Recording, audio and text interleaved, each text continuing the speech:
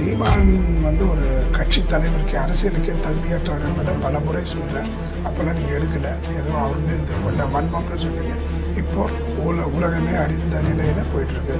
ஊழல் ஊழல் ஊழல் ஊழல் ஊழல் மலிந்திருக்கு. இவங்க ஆட்சி வந்தால் பலர் மேலே வழக்கு போடுறதும், இவங்க ஆட்சி வந்து அவங்க மேலே வழக்கு போடுறதும், இப்படிதான் எதுவும் தீர்வு கண்ட மாதிரி தெரியல. அதனால் அவர் அரசியல்வாதியே கிடையாது. இருந்தாலும் இப்போ ஒரு என்டர்டெயின்மெண்ட், எனக்கே சீமானை பற்றி எதனா ஒரு செய்தி படிக்கலாம் தலைவலி வருது. அந்த மாதிரி ஒரு ஒரு காமெடி, ஒரு என்டர்டெயின்மெண்ட்ன்ற மாதிரி ஒரு பரபரப்பு, அவ்வளோதான். சாட்டை துறைமுருகன் வாழ்க. அவர் இருக்க வரைக்கும் நம்ம கவலையை பண்ண வேண்டாம். விஜய் ஒருபோதும் சீமான் கூட வரமாட்டார். சீமானுடன் இணைந்தால் அவர் இரண்டாவது சீமானாக தமிழ்நாட்டில் கருதப்படுவார். அது அவருக்கு தெரியும்.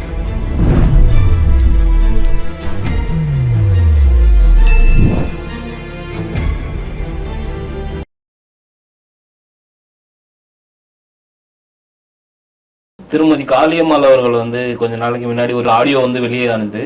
நீங்க என்ன தனியா கட்சி நடத்துறீங்களா அப்படின்னு சொல்லி ஒருமையில பேசி சீமான் பயங்கரமா பேசினதெல்லாம் பார்த்துருக்கோம். இதை பத்தின உங்களோட பார்வை என்ன சார்? சீமான் ஒரு கட்சி தலைவருக்கு அரசியலுக்கே தகுதியற்றவர் என்பதை பல முறை சொல்கிறேன். அப்போல்லாம் நீங்கள் எடுக்கலை, ஏதோ அவர் மீது கொண்ட வன்மம்னு சொன்னீங்க. இப்போது உலகமே அறிந்த நிலையில் போயிட்டுருக்கு. அவங்களுடைய வீடியோ ஆடியோ ரிலீஸ் எல்லாம் பார்த்தோன்னா கேவலமாக இருக்குது. ஒரு திராவிட கட்சி மாற்றம் வேணும், அதிமுக திமுகவுக்கு மாற்றம் வேணும்னு சொல்கிறோம். அடிப்படை எதற்கு சொல்கிறோம்? ஊழல் மலிந்திருக்கிற காரணத்தினால். இந்தியாவில் உள்ள பல மாநிலத்தை விட தமிழகம் மிகப்பெரிய அளவில் முன்னேறிய மாநிலம் எல்லா துறையிலையும். அப்படி மிஞ்சி கொஞ்சம் இறங்கி இருந்தால் மகாராஷ்டிராவில் கொஞ்சம் இறங்கியிருக்கும். மற்றபடி தமிழ்நாடு மிகப்பெரிய அளவில் வளர்ந்த நாடு. இருந்தும் எங்களை போன்றவர்கள் குறை சொல்கிறேன்னா, காமராஜரை போன்ற தலைவர்கள் கொடுத்த அடித்தளத்தில் நம்ம சிங்கப்பூர் மாதிரி இருந்திருக்கணுன்ற ஒரு ஆதங்கம், அவ்வளோதான். அதற்கு ஒரே ஒற்றை காரணம், அது வராத அந்த நிலை அடையாத காரணம் ஊழல் ஊழல் ஊழல் ஊழல் ஊழல் மலிந்திருக்கு. இவங்க ஆட்சி வந்தால் பலர் மேலே வழக்கு போடுறதும், இவங்க ஆட்சி வந்து அவங்க மேலே வழக்கு போடுறதும், இப்படி தான் போட்டுக்கிட்டு எதுவும் தீர்வு கண்ட மாதிரி தெரியல. அப்படி இருக்கும்போது ஒரு திராவிட அரசியலுக்கு மாற்று இன்னொரு பெரிய ஊழல் அல்ல, ஒரு திரள் நிதி. அத்தனை கட்சி, என்னுடைய கட்சி கூட நிதி தேவை, எல்லாரும் நிதி கொடுக்குறாங்க. அதுக்கேற்ப நாங்கள் செலவு செய்கிறோம். அதை ஆடிட்டர் மூலமாக அந்த செயற்குழு பொதுக்குழுவில் அதை வச்சு நாங்கள் விவாதம் பண்ணுறோம். ஆனால் இவருக்கு திரள் நிதி, ஒரே ஒரு நிமிஷம், திரள் நிதி பண்ணி இவர் என்ன பண்ணுறாரு? 2 லட்சம் ரூபாய் எடுத்து போய் தன்னுடைய வாடகை வீட்டுக்கு தர்றாரு. 20-25 லட்சம் ரூபாய் தன்னுடைய மகனுக்கு தமிழ் தமிழ் தமிழ் தமிழ் தமிழ் தேசியம் பேசிட்டு, தமிழே இல்லாத ஒரு அமெரிக்கன் இன்டர்நேஷ்னல் ஸ்கூலில் எடுத்து போய் தன்னுடைய மகனை சேர்த்து 20 லட்சம் ரூபாய்க்கு மேலே செலவு பண்ணுறாரு. அவருடைய முதல் மனைவி விஜயலட்சுமி அவர்களுக்கு ஜீவனாம்சம் 50,000 ரூபாய் தர. இந்த மாதிரி இவருடைய சொந்த செலவுக்கு 24 மணி நேரம் கூடி விட்டா மைக்கு விட்டா கூடி. இப்பேற்பட்ட ஒரு ஊழல் படத்தில் திளைத்த ஒரு நபரை எவ்வாறு திராவிட அரசியல் ஊழலுக்கு மாற்றாக எடுத்துக்கொள்ள முடியும்? அதனால் அவர் அரசியல்வாதியே கிடையாது. இருந்தாலும் இப்போ ஒரு என்டர்டெயின்மெண்ட், எனக்கே சீமானை பற்றி எதனா ஒரு செய்தி படிக்கலாம் தலைவலி வருது. அந்த மாதிரி ஒரு காமெடி, ஒரு என்டர்டெயின்மெண்ட்ன்ற மாதிரி ஒரு பரபரப்பு, அவ்வளோதான். ஒரு அழகு தமிழை பேசுவார், ரசிக்கலாம். சகட்டு மேனிக்கு வளருவார், அதை ரசிக்கலாம். அதோடு அவரை முடிச்சிடமாட்டி அதை தாண்டி இல்லை. நீங்கள் கேட்ட கேள்வி என்ன? காளியம்மாள் மீது அவர்கள் வைத்த விமர்சனம் பாருங்கள். இவர் கட்சியில் ஒருத்தர் வளர்ந்தா இவருக்கு பிடிக்கல, அது அவங்களுக்கு இவ்வளோ பெரிய அளவில் முயற்சி எடுக்கிறோமே, நம்ம முட்டுக்கட்டையாக இருக்கக்கூடாதுன்னு அவங்க நினைக்கணும். அதுவும் நினைக்கிறது இல்லை. 2 பேரும் பெசுன்னு சொன்னார். இப்போ ஒன்று வெளியில் வந்திருக்கு. அந்த மீனவர் சமுதாயத்தில் போய் தனிப்பட்ட ஃபோன் கொடுத்துருக்காங்க, 2000-3000 கொடுத்துருக்காங்க. அந்த அம்மாவுக்கு அவ்வளோ பெரிய பணம் எப்படி இருந்தாலும் ஏழை பெண்மணி, ஏழை மீனவர் பெண் அப்படின்லாம் ஒரு டைட்டில் நாங்களாம் நம்பணும். திடீர்னு ஒரு புது கார் வாங்கிட்டு வராங்க, வெளிநாட்டுக்கு போகிறாங்க.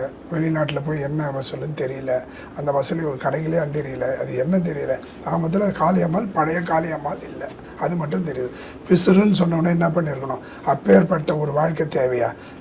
அது அவர் என்ன சொன்னாருங்க? பிசுறு கொசுறு உசுறு, இதெல்லாம் ஒரு மாற்றான் மனைவி, ஒரு பொண்ணு.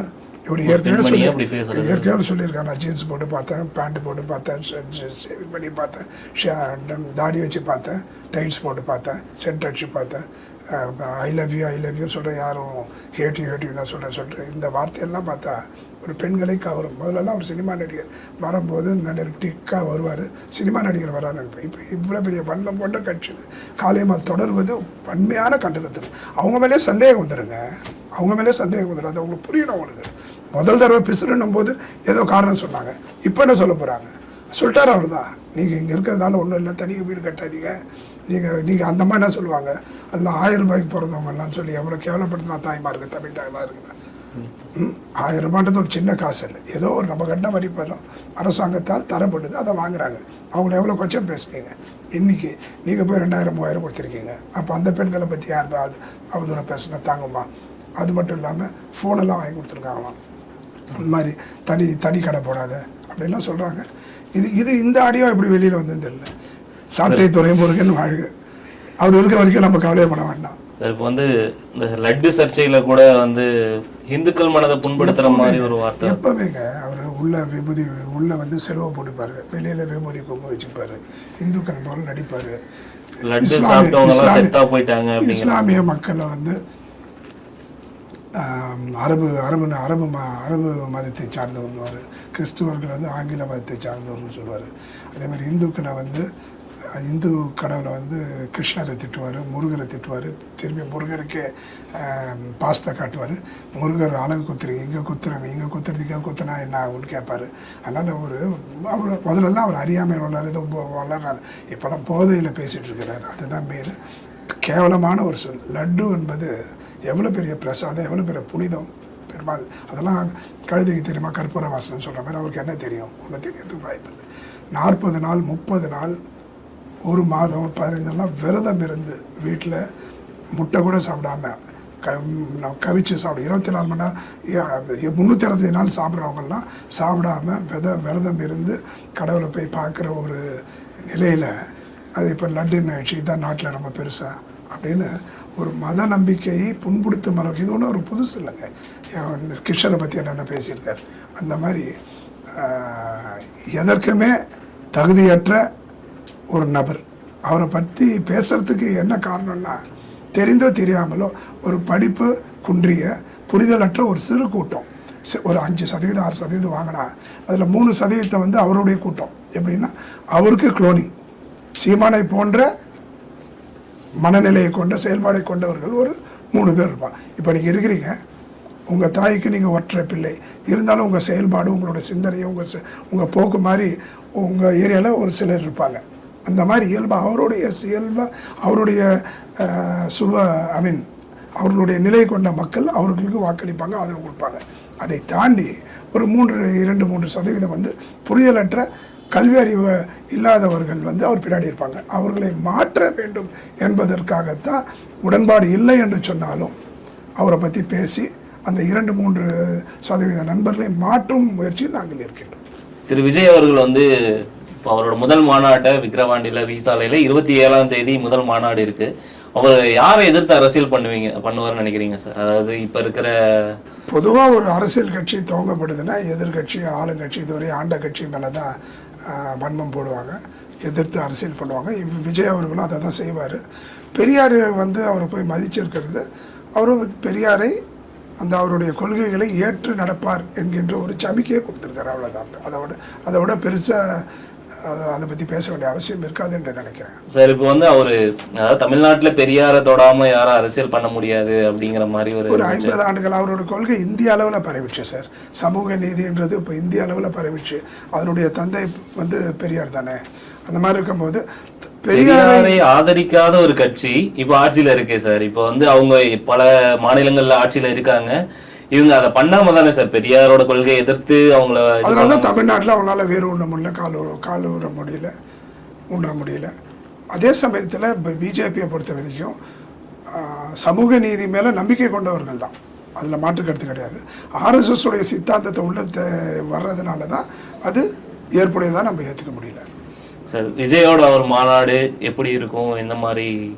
அவர் முதல்ல அந்த மாநாடு நடக்குமான்றதே பிரச்சனை. ஏதோ ஒரு ஜெயந்தி நாள்னு சொல்கிறாங்க, ஏதோ ஒரு முக்கிய நாள் இருக்குது, இது ரெண்டுத்துக்கும் பாதுகாப்பு கொடுக்க முடியுமான்னு தெரியலன்னு சொல்கிறாங்க. அது திருமாவளவரோட மது ஒழிப்பு மாநாடு வந்து அக்டோபர் 2ஆம் தேதி கொடுத்துருக்காங்க. இந்த ஒரு இதுக்காகயா? இல்லை அது வந்து கொடுத்தாச்சு. இருந்தாலும் அதே தேதியில் வேற ஒரு நிகழ்ச்சி இருக்குன்னு சொல்லிட்டு ஒரு பத்திரிகையில் பார்த்தேன். அதில் 2த்துக்கும் ஆனால் கொடுத்துட்டாங்க, அவங்க கொடுத்தாச்சு. இனிமே வந்து விஜய் அவர்கள் எடுக்கின்ற நடவடிக்கையை பொறுத்து தான் அந்த வெற்றி மாநாடு. அந்த மாநாட்டில் அவருடைய கொள்கை அறிவிக்கதா சொல்லியிருக்காரு. அறிவிச்சாருன்னா அதுக்கு பிறகு தான் நம்ம அவரை பற்றி முழுமையாக அறிய முடியும், விவாதிக்க முடியும். அவரோட போக்கு வந்து இப்போ வந்து திமுகவோட ஒன்றி போற மாதிரி தானே சார் இருக்கு. நீட்டை எதிர்க்க விநாயகர் சதுர்த்திக்கு வந்து வாழ்த்து சொல்லாத எந்த ஒரு அரசியல் செய்தாலும் ஒரு நடிகன் எப்படி நடிச்சாலும் அவங்க சிவாஜி தழுவிதான் இருப்பாங்கன்னு சொல்லுவாங்க நடிகர் திலகம். அதே போன்ற எந்த ஒரு ஆட்சி, புதிய ஆட்சி வந்தாலும் அது அதிமுக திமுகவை சார்ந்து இருக்கும், காங்கிரஸையும் சார்ந்து இருக்கும், அதில் ஒன்றும் பிரச்சனை இல்லை. ஆனால் எது ஒன்றை நாம் உறுதிப்படுத்துகிறோம்னா ஊழலற்ற தன்மை, ஊழல் எதிர்ப்பு, அதுதான் முக்கியம். மற்றதெல்லாம் ஒன்றும் இல்லை. நம்ம ஜாதி வேண்டாம்னு சொன்னால் ஜாதி இல்லாமல் போயிடுப்பதா, மதம் வேண்டான்றதுல மதம் இல்லாமல் போயிடுப்பதா, மொழி பற்றி இல்லாதனால மொழியை பற்றி பேசுறதுனால மொழி இல்லாமல் போயிடுப்பதில்ல, அதெல்லாம் ஒரு பிரச்சனையே இல்லை. அதெல்லாம் ஆண்டாண்டு காலமாக அது நடந்துகிட்ருக்கும். அதை சார்ந்த அரசியலும் நடக்கும். ஆனால் ஒன்றை மட்டும் மக்கள் மனதில் கொண்டு வாக்களிக்க வேண்டும், ஊழல் ஒழிப்பு, ஊழலற்ற நிலைப்பாடு வேணும், அதுதான் முக்கியம். அதற்கு விஜய் அவர்கள் உறுதுணையாக இருப்பாருன்ற நம்பிக்கை இருக்குது. ஏன்னா அவருடைய வாழ்க்கையை பெரிய பணத்தை சம்பாதித்த ஒரு நபர், பெரிய செல்வாக்கை வைத்திருக்கின்ற ஒரு நபர், தரமற்ற ஒரு ஊழலுக்கு வழி கொடுக்க மாட்டார் என்பது தான் இப்போ நம்பிக்கை. அந்த நம்பிக்கை உண்மை என்று சொன்னால் சிறப்பு. அதில் எதனா மாற்றம் வந்ததுன்னா அவருக்கும் திமுகவுக்கும் வித்தியாசம் இல்லாமல் போயிடும். முதல்ல வந்த உடனே வந்து ஆட்சியை பிடிக்கிறது இந்த மாதிரி அது தவறுங்க, அது தவறு. அது எம்ஜிஆர் காலத்தோட முடிஞ்சிடுச்சுங்க. எம்ஜிஆர் அவர்களே வந்து நடிச்சதுக்கு அப்புறம் வந்து 40 ஆண்டு கால அரசியல்வாதிங்க அவர். எவ்வளோ சினிமா நடிகர் என்பது உண்மையோ அவர் அரசியல்வாதி என்பது உண்மை. அதனால் அதை இது ஒப்பிடாதீங்க. அதே இவர் நேரடியாக இப்போ தான் களம் கண்டிருக்காரு. எடுத்த உடனே இப்போ அவங்க களம் கண்டத உடனே பார்த்தீங்கன்னா 2 பிரிவினையா விஜயில பிரிஞ்சிருக்காங்க அப்படிங்கிற மாதிரி. என்ன பிரிவினை? இப்போ வந்து பெரியாரோட இந்த நிகழ்ச்சிக்கு கூட அண்ணா புகழ்றாரு, பெரியார புகழ்றாரு. இல்ல அந்த நிகழ்ச்சிக்கு வந்து யார் சைடு அதிகம் கூட்டம் வருதுன்னு தமிழக வெற்றி கழக நிர்வாகி கூட சண்டை ஏற்பட்டதா வந்து. இல்ல அதெல்லாம் ஒரு கட்சின்னு வந்தா பிரச்சனைகள் வரும், அதெல்லாம் ஒரு சாதாரண விஷயம் தான். ஆனால் அதை தாண்டி ஊழல் எதிர்ப்பு கொள்கையை மட்டும் விஜய் கடைபிடிச்சா போதுங்க, அவருக்கு மிகப்பெரிய அளவில் எதிர்காலம் இருக்கு.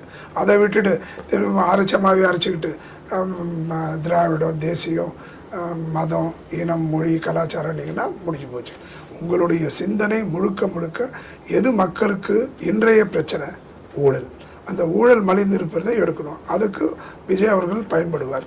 அது உடனே ஒரு தேர்தலையே முதலமைச்சர் ஆகிடணும் வாய்ப்பு இல்லைன்னா உடனே சினிமா பேக்கப் பண்ணிவிட்டு திருப்பி கமல்ஹாசன் மாதிரி மையத்தை ஆரம்பித்தார். இப்போ ஓரம் போயிட்டார். அந்த மாதிரி ஓரம் போகாமல் கடைசி வரைக்கும் மக்களுடன் இருந்து. இந்த மாதிரி ஒருத்தர் சொன்னார் பாரு, என்னை கலைஞர் சொன்னார், என்னை கடலில் தூக்கி எறிஞ்சாலும் கட்டுமரமாக மிதத்து வருவேன்னு சொன்னார். அதை தான் ஞாபகத்தை சீமான் சொல்வார்.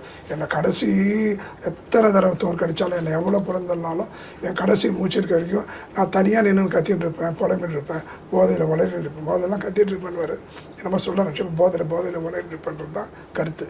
அந்த மாதிரி இவர் என்ன பண்ணணும்னா மக்கள் மனதை வென்றெடுக்கும் வரை மக்களுடன் இணைந்து பணியாற்றி ஊழல் எதிர்ப்பிற்கு பாடுபட்டால் நிச்சயமாக பெரிய எதிர்காலம். ஆனால் வருகின்ற 2026 ஒரு 10% வாக்கு வந்தாவே பெரிய விஷயம் சார். அந்த வாக்கு தமிழக வெற்றி கழகமும் வந்து சீமானோட கட்சி இரண்டும் வந்து எந்த மடுக்கும் மலைக்கும் இருக்கிற வித்தியாசம் சார். எதிரும் சீமான் பல இதுல சொல்லியிருக்காரு. நாங்க முதல்ல என்ன சொன்னாரு, நான் தான் எங்களுடன் கூட்டினாரு. இப்போ அவர் இல்லைன்னு சொல்லிட்டாரு. உடனே இவர் என்ன சொல்றாரு, வேணும்னா அவரை போய் கேளுங்க, அவரு தான் வந்து சார் நான் தனித்து நிற்பேன். நீங்க தனித்து நிற்க வேணாம், தனித்து தான் விடப்பட்டிருக்காரு, தனித்து தான் நிற்கணும். விஜய் ஒருபோதும் சீமான் கூட வரமாட்டார் சார். சீமானுடன் இணைந்தால் அவர் 2வது சீமானாக தமிழ்நாட்டில் கருதப்படுவார். அது அவருக்கு தெரியும். அதில் எந்த ஒரு காரணத்தை கொண்டும் சீமானுடைய சாயலை, சீமானுக்கு கால் ஷீட்டே தராதவருங்க அவர் போய் அரசியலில் கூட்டணி வைப்பார் என்பது திரள் நிதி கோசம் அவர் பயன்படுத்திக்கிறார். ஒரு தொகுதிக்கு 1 கோடி வச்சிருக்காரு இலக்கு. அந்த திரள் நிதி, அந்த திரள் நிதியில் அவளெல்லாம் வர்றதுக்கு நாங்கள் விடுவதற்கு நாங்கள் ஒன்றும் அந்தளவுக்கு முட்டாளும் இல்லை, மனநோயாளியும் இல்லை, விடவே மாட்டோம். மக்கள் மனதில் எப்பொழுதும் எங்களுடைய கருத்தை நிற்கும் வகையில் எங்களுடைய பிரச்சாரம் இருக்கும். ஒருபோதும் சீமானை ஏற்க நாங்கள் அனுமதிக்க மாட்டோம். ஒரு தவறான ஒரு முன்னுதாரணம் சார். 50 வருஷத்துக்கு முன்னாடி ஒரு 3 பேச்சை பேசிதாங்க நம்ம காமராஜரே வீழ்த்தினோம். அப்பேற்பட்ட நிலையில் இன்றைக்கி 50 வருஷமாக நம்ம கஷ்டப்படுறோம் திராவிட கட்சியில். எதுவும் பண்ண முடியாமல் குத்துதேன்னா இப்போ என்ன பண்ண முடியும். அதே மாதிரி இன்னொரு தவிர ஒருபோதும் செய்யணும். வறண்ட பாறை வளங்க உறிஞ்சி எடுத்துகிட்டு வரங்க. தமிழ்நாடே உறிஞ்சி இன்னும் 10, 15, 20 வருஷத்துக்கு பின்னோக்கி போயிடுவோம். அது வந்து மீண்டு வர்றதுக்கு எத்தனை யுகம் ஆகும். அதனால் அந்த தவிர மக்களும் செய்ய மாட்டாங்க சார். முதல்லலாம் மாறுங்க, ஆதரவு தராதீங்கன்னு கேட்போம். இப்போல்லாம் மக்கள் தெளிவாக இருக்காங்க. விக்கிரவாண்டி தேர்தலில் ஒட்டுமொத்த ஜனமும் போய் உட்காந்துது சார். அவங்களுடைய கட்சிக்காரங்க 10,000 ஓட்டு வாங்கியிருக்காரு சார். நான் முன்பு சொன்னது போல் 2 லட்சம் 3 லட்சம் இருக்கிற தொகுதியில் 5,000 10,000 ஓட்டு அவர்களை போன்ற நபர்கள், புரியாத நபர்கள் இருப்பது ஒரு பெரிய வியப்பு இல்லை. அந்த சதவீதம் வரும் காலத்துக்கு, இன்னும் 25 வருஷம்னாலும் அந்த சதவீதம் வரும். அதனால் அவரை பற்றி பெருசாக நம்ம நினைக்க வேண்டிய அவசியம் இல்லை. மக்களால் புறக்கணிக்கப்பட்ட நபர், புறக்கணிக்கப்பட்ட கட்சி. அந்த கட்சியை உடைய போதுங்க, இப்போ சுக்குநூறாக போகுதுங்க. காளியம்மன் பேச ஆரம்பிச்சிட்டாரு, இவரும் பேச ஆரம்பிச்சிட்டாரு. அதே மாதிரி வெற்றிமாறன் ஒரு கட்சி ஆரம்பிப்பார், இவெல்லாம் சேர்ந்து ஒரு கட்சி ஆரம்பிச்சிருவாங்க. அப்போ தமிழ் தேசியம் என்பது, தமிழ் தேசிய அரசியல் என்பது வரவேற்கத்தக்கது, அதில் மாற்றுக்கிறது கிடையாது. பிரிவினை இருக்கக்கூடாது, இருந்தாலும் ஒரு ஆசை ஒன்றும் தப்பு இல்லை. ஆனால் தமிழ் தேசியத்தை சொல்லி ஊரை சுரண்டுவது, சுகபோக வாழ்க்கை அனுபவிப்பதற்கு சீமானை போன்ற ஆட்கள் தகுதியற்றவர். மாப்பாசி ஐயா, ஆதித்த சிவந்தாயத்தில் அவங்கள பார்த்த ஒரு இடத்துல இவரை அந்த இடத்துல வச்சு பார்க்குறதுக்கு வாய்ப்பே கிடையாது. புரியாதவர்கள், ஒன்று அரசியல் தெரியாதவர்கள் உள்ளே போகிறாங்க, போன வேகத்தில் வெளியில் வந்துடுறாங்களே. அதனால் அதை பற்றி கவலைப்பட வேண்டாம். சார், நம்ம தேர்ட் டே தமிழ் நேயர்களுக்கு நிறைய விஷயம் கொடுத்துருக்கீங்க. ரொம்ப நன்றி சார். வணக்கம்.